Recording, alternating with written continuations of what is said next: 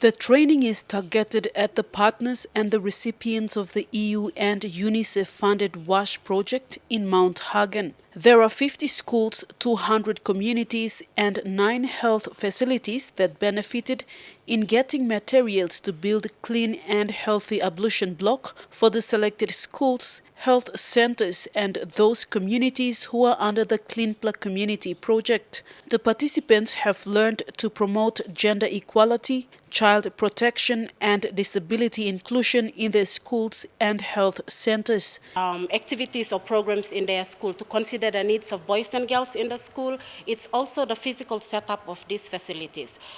In terms of child protection, are they safe for children to use? And in terms of disability, is it accessible to all?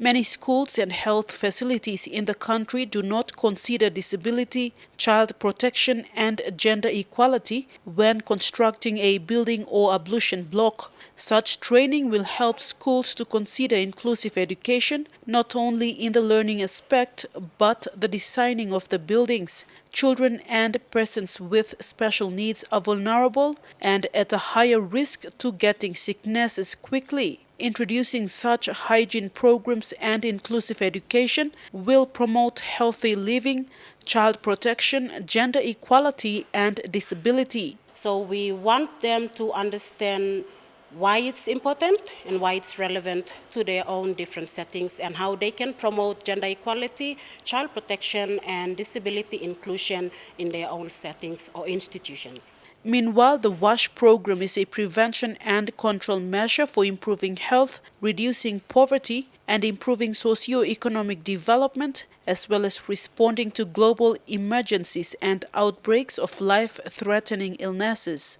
The expression highlights from the participants is that, a lot of it is just theory part. It would be good, if we go on the ground and actually visit what's really happening to be able to identify where they can improve. Vasinata Yama, National EMTV News, Mount Hagen.